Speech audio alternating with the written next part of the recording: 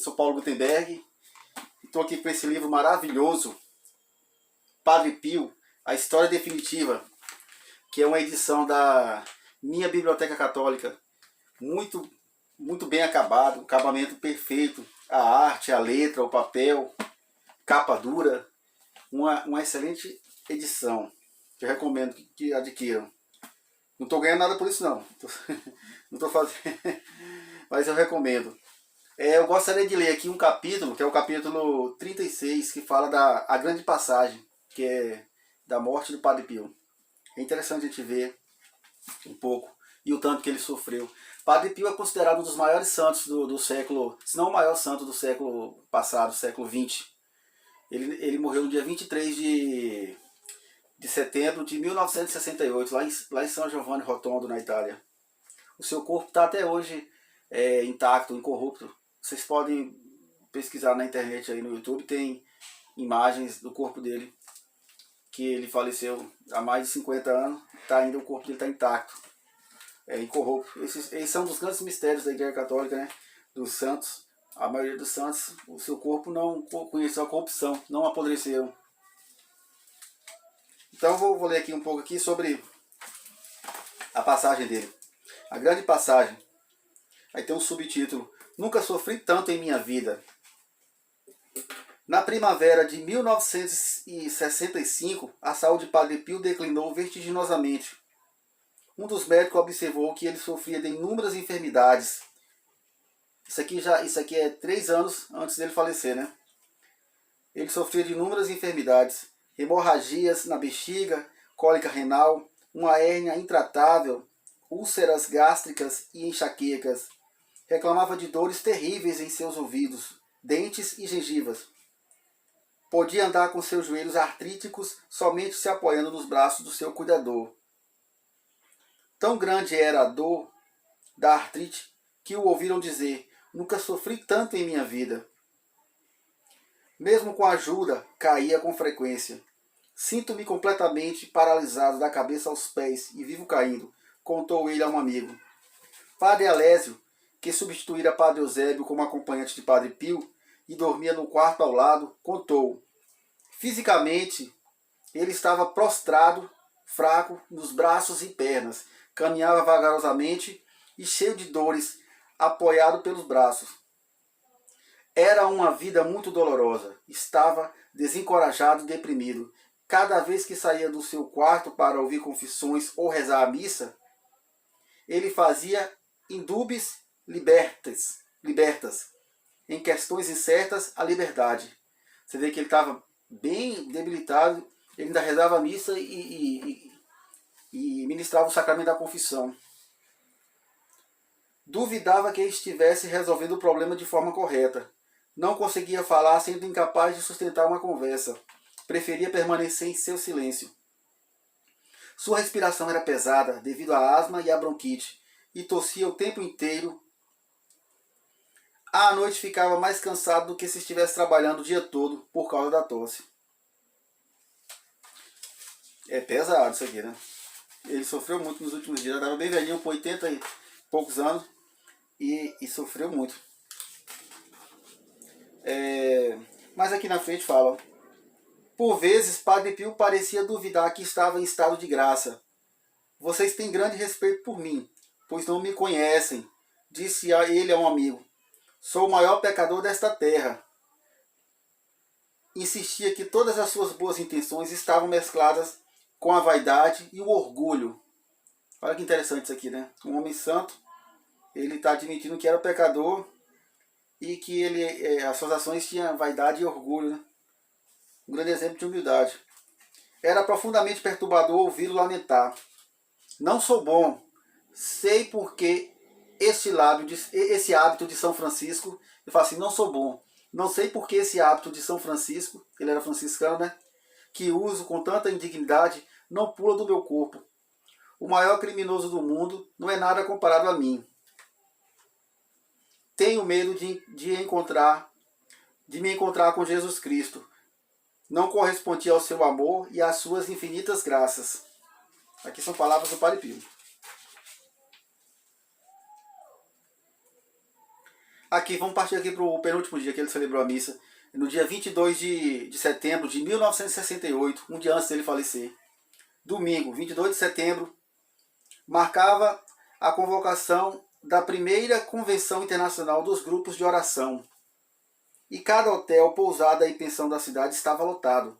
A casa resplandecia com luzes e bandeiras e uma plataforma fora erguida na praça, em frente à igreja, para os oradores do dia. Padre Pio queria rezar a missa comum pela manhã, porém o superior insistiu que cantasse a missa solene para aquela ocasião festiva. A multidão interrompeu em aplausos quando ele foi transportado e levado até o altar, quase arrastado, no testemunho de Cleonice Morcaldi, por 3 frades. Um silêncio se abateu sobre a congregação enquanto, vacilante, com olhos sedentos e aparentemente fixado no outro mundo, começou a missa. Ele parecia deslumbrado pelas luzes e lâmpadas, derrotado pelo órgão e o canto. E lágrimas rolavam por suas bochechas. Morcaldi notou que ele parecia ausente, não estava conosco. Não sentimos sua presença e o seu amor. Não parecia saber que se encontrava no altar. Diferente do costumeiro, o frade moribundo não tentou esconder elas em nenhum momento da missa. Morcaldi observou que suas mãos eram belas, brancas, rechonchudas, como a de uma criança saudável. Vamos continuar aqui na missa aqui, né? A congregação teve que se esforçar para ouvir a voz fraca e trêmula do Padre Pio. Ele precisou de alertas dos sacerdotes que assistiam para avançar com a missa. Quando terminou, ergueu-se palmas e gritos de "Viva Padre Pio!".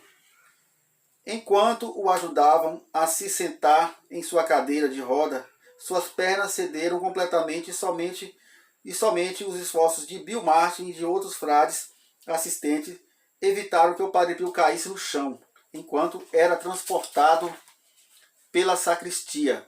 Tremulava seus braços emaciados e dizia com voz tíbia: meus filhos. Depois disso foi levado ao elevador e depois ao seu quarto.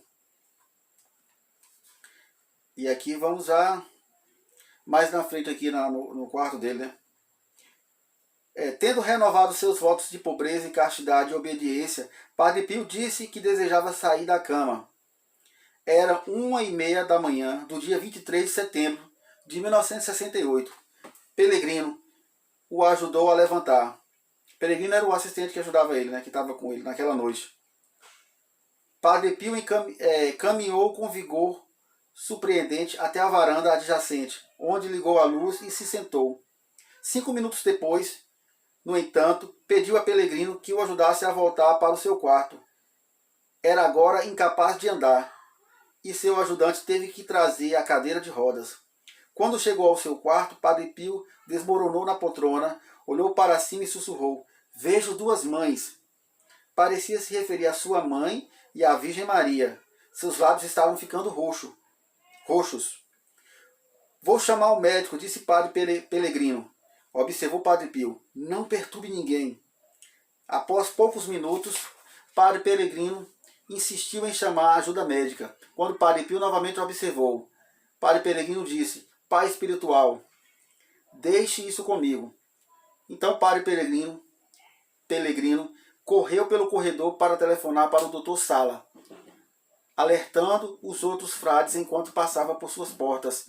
Martin entrou no quarto e encontrou Padre Pio caído em sua cadeira, encharcado de suor.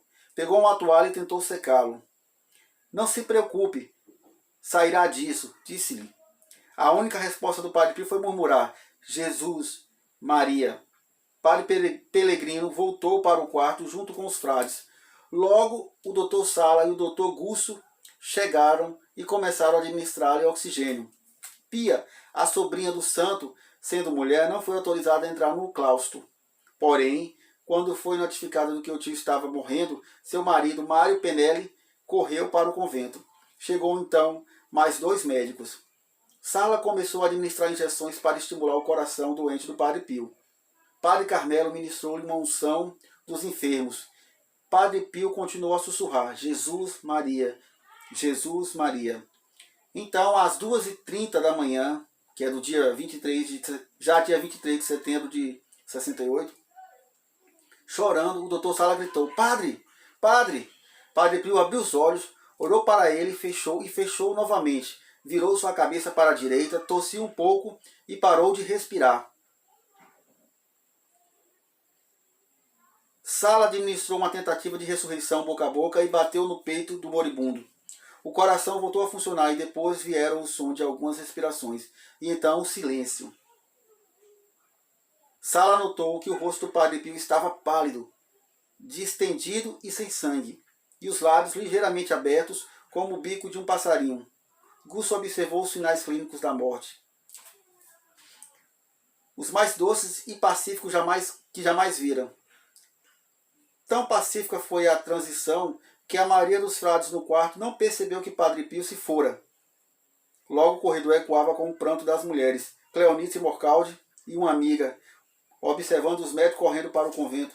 Seguiu a um deles sem ser percebida e se infiltraram no quarto onde estava o corpo do Padre Pio e, chorando, começaram a abraçar e beijar a figura sem vida, até que o superior as descobriu e lhes ordenou: saiam, saiam. Enquanto isso, a costumeira multidão estava reunida fora da igreja esperando o Padre Pio celebrar a missa.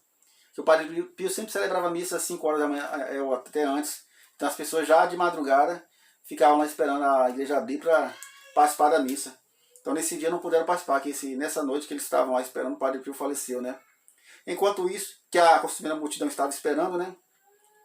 O Padre Pio celebrar a missa. Ignoraram sua morte, que eles não sabiam, né, ainda. Quando foram informados que seu amado padre falecera. Nas palavras de Morcaldi, berraram como touros feridos. As pessoas começaram a gritar. Nenhum traço das chagas. 10 minutos após a morte de Padre Pio, na presença de 4 outros frades, Padre Giacomo Pietziliro fotografou as mãos, pés e tórax do padre morto. As feridas nos pés tinham desaparecido por volta de 1966 e a do lado parara de sangrar e se curara no ano seguinte. Na Páscoa de 1968, as feridas da parte de trás das mãos começaram a sumir e sumiram por completo já no meio do verão. Da mesma forma, as feridas nas palmas começaram a sarar, e a última crosta caiu no momento de sua morte. Dr. Sala, que supervisionou tudo e observou. Não havia sinais das feridas, seja nas mãos, nos pés e no tronco, e em parte alguma do corpo. Nem havia cicatrizes presentes na mão ou no pé, fosse na frente ou atrás, nem no calcanhar, nem no dorso, onde durante a vida inteira chagas visíveis e bem demarcadas. A pele naquele ponto estava igual ao restante do corpo, e a pressão com o dedo não mostrava qualquer evidência de uma depressão na pele, um tecido subcutâneo, um deslocamento dos ossos ou uma recidiva destes. A aparência, a cor e a consistência nada revelavam em particular, nem a presença de sinais e incisões prévias, lacerações, cortes, feridas ou reações inflamatórias. A pele das mãos, pés e lado estava normal, intacta, como cor uniforme e a mesma do resto do corpo. Como vimos, aqueles que examinaram os estigmas ao longo dos anos haviam discordado sobre a profundidade das feridas, com exceção do Dr. Rossi. O inquisidor, que não era médico, todos concordavam que as chagas, não importando sua origem ou explicação, eram suficientemente profundas para deixarem uma cicatriz quando sarassem. Agora não havia sinal algum de que um dia tivesse existido. O corpo foi colocado num caixão de madeira com uma estola em volta dos ombros, um rosário, um crucifixo e uma regra franciscana nas mãos, as quais, mesmo sem as feridas, foram cobertas com luvas. Isso é impressionante, né? Ele carregou as chagas durante muito tempo. Durante a morte dele, sumiram totalmente todas as marcas das chagas. E isso foi constatado por médicos, né? Antes tinha sido constatado também essas feridas. Mesmo que ele sarasse, iam ficar as marcas. Então não tinha marcas nenhuma. Completamente um milagre. A vida de Padre Pio é um exemplo para todos nós. São Padre Pio, rogai por nós. Muito obrigado por assistir. Valeu. Não esqueça de se inscrever e dar o like, curtir. Valeu? E comentar. Abraço, Jesus abençoe.